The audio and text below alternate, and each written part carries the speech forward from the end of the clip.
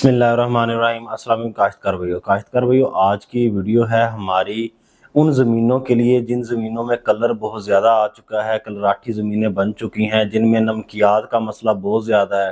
क्योंकि अक्सर हम कलराठी ज़मीनों में एक लफ्ज़ सुनते हैं कि इस ज़मीन में नमकियात बहुत ज़्यादा हो चुकी हैं, अब इसमें फसल कोई भी काश्त करें तो फसल सही उगती नहीं है, उग जाए तो सही ग्रोथ नहीं कर पाती या सही पैदावार नहीं देती।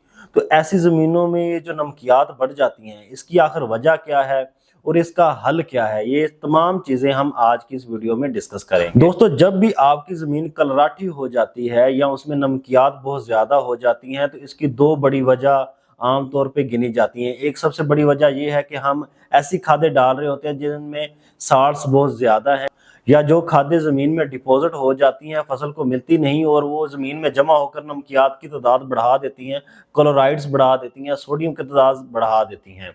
और दूसरी जो बड़ी वजह जिसे हम अक्सर इग्नोर कर जाते हैं वो है हमारी ज़मीन को लगने वाला पानी। क्योंकि ज़्यादातर पंजाब के इलाके वो हैं या सिंध के या कुछ अदर बलोचिस्तान के इलाके जहाँ पे एग्रीकल्चर हो रही है, तो वो इलाके हैं जहाँ पे ट्यूबवेल का पानी बहुत ज़्यादा लग रहा है।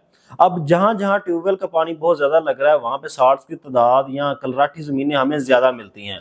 अब ये साल्ट्स किस तरह अफेक्ट करते हैं, या एक पानी जो हम जमीन को लगाते हैं, 1 एकड़ को लगाते हैं, तो 1 एकड़ को एक पानी लगने वाला कितनी ज्यादा नमकियात डिपॉजिट कर देता है, जमा कर देता है जमीन में, तो ये आज हम डिस्कस करेंगे। दोस्तों, हमारी जमीनों को जो लगने वाला पानी है उसकी आम टीडीएस जो पाकिस्तान में ज्यादातर पाई जाती है वो 1 से अबव है, 1000 से अबव है।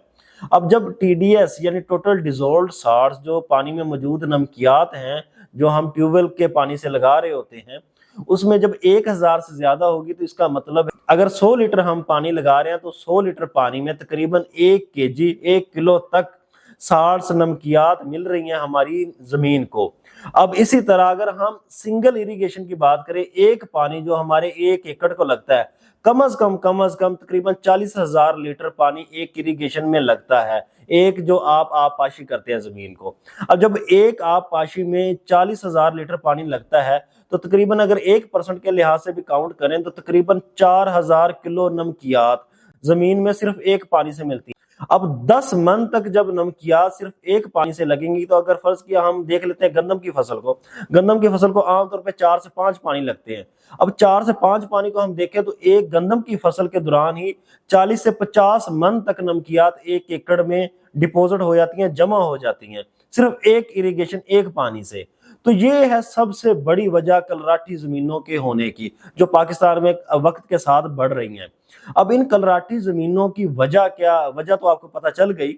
अब वजह के बाद इनका हल क्या है, सोल्यूशन क्या है, किस तरह हम ये जो फी पानी जो नमकियात हमारी जमीन को मिल रही हैं हम इसे सोल्व आउट कर सकते हैं, हम इन्हें खत्म कर सकते हैं, या हम अपनी जमीन को इस काबिल बना दें कि ये नमकियात वक्त के साथ साथ खत्म भी होती जाए, जैसे जैसे मिल रही हैं वैसे वैसे खत्म हो जाए।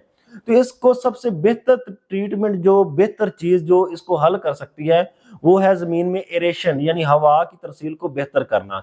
हवा की तरसील अगर कोई चीज बेहतर कर सकती है तो वो सबसे पहला है आपका ऑर्गेनिक मैटर। दोस्तों, जब भी आपकी जमीन का ऑर्गेनिक मैटर यानी आपका नामियाती मादा ज्यादा होगा तो उसमें यकीनी तौर पर एरेशन, हवा की तरसील जमीन में बेहतर हो जाएगी।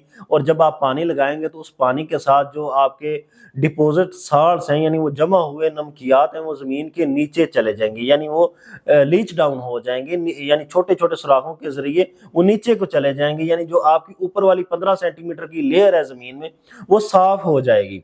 तो ये सबसे पहला तरीका है, ऑर्गेनिक मैटर को आप इंक्रीज करें। ऑर्गेनिक मैटर के कई तरीके हैं, आप गोबर अप्लाई कर सकते हैं, तकरीबन साल में 2 दफा अपनी जमीन को गोबर दें। अगर ये नहीं होता तो ऐसी साल में एक ऐसी फसल जरूर काश्त करें जो ऑर्गेनिक मैटर बढ़ा दे, जैसे जंतर है, आप ग्वार की फसल कर सकते हैं, या इवन के सरसों जैसी फसल भी आप काश्त करते हैं तो वो भी जमीन में ऑर्गेनिक मैटर बड़ा बढ़ा देती है। इसके अलावा बरसेम की फसल भी जमीन में ऑर्गेनिक मैटर बढ़ाती है। तो ऐसी फसलें लाजमी साल में एक आधी काश्त करें, इससे भी ऑर्गेनिक मैटर जमीन का बढ़ जाता है। तो एक तरीका तो ये हो गया, ऑर्गेनिक मैटर बढ़ा के आप जमीन की तरसील, हवा की तरसील बेहतर करें और अपनी नमकियात को खत्म करें जमीन में। एक तरीका तो ये आ गया। दूसरा तरीका ये होता है कि आप कोई फर्टिलाइजर या कोई केमिकल अप्लाई करें। उसमें सबसे बेहतर होता है कि आप जिप्सम अप्लाई करें। जिप्सम में क्योंकि कैल्शियम सल्फेट होता है और कैल्शियम सल्फेट बेसिकली जो नमकियात है जमीन में उनसे रिएक्ट करता है, उनसे बॉन्ड बनाता है। और जब आप भर के इसके बाद जिप्सम जब आप अप्लाई करेंगे उसके बाद आपने कोशिश करनी हल चला के या हल चलाने के बगैर भी एक दफा भर के पानी लगाना है, और जब भर के पानी लगाएंगे तो वो नमकियात के साथ बॉन्ड बना के उसे नीचे ले जाएगा। आपकी जमीन की जो अपर लेयर है जिसमें हमारी जड़ ग्रो होती है फसल की, वो उससे नीचे ले जाएगा, और जब नमकियात को नीचे ले जाएगा तो हमारी ऊपर वाली लेयर जमीन की साफ हो जाएगी। तो ये एक दूसरा तरीका है।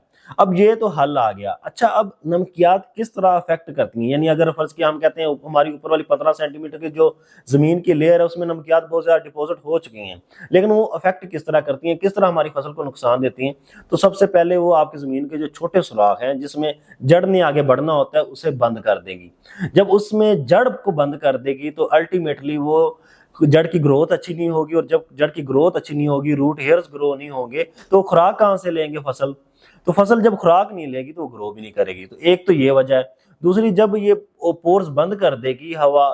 अच्छा, दूसरा जो मेजर इशू या जो मेजर इशू क्रिएट करती है फसल में वो ये है कि नमकियात जब होती हैं तो वो फसल को पानी नहीं जज़ब करने देती। यानी आप पानी तो लगा रहे हैं, फर्ज किया गंदम की फसलों से 5 पानी लगा दिए, लेकिन वो 5 जो पानी आपने लगाए उसका पानी क्या आपकी फसल ने जज़ब भी किया है कि नहीं किया। उसकी सबसे बड़ी वजह ये होती है कि जब नमकियात होती हैं वो पानी को जज़ब नहीं होने देती। तो ये 2 मेजर इशू हैं जिसकी वजह से आपकी प्रोडक्शन भी कम होती है, आपकी फसल की जर्मिनेशन भी कम हो जाती है। तो इस तरह ये सार्स या नमकियात अफेक्ट करती हैं। तो कोशिश करें जिन जमीनों में नमकियात बढ़ रही हैं या पीएच बढ़ रही है तो वो अपनी जमीन का भी सैंपल करवाएं, और जो आप पानी लगा रहे हैं उसका भी लाजमी सैंपल करवाएं, और फिर आप बेहतर तरीके से अपनी फार्मिंग को ग्रो कर सकते हैं, अपनी जमीन की सेहत को बेहतर कर सकते हैं। जज़ाकल्लाह।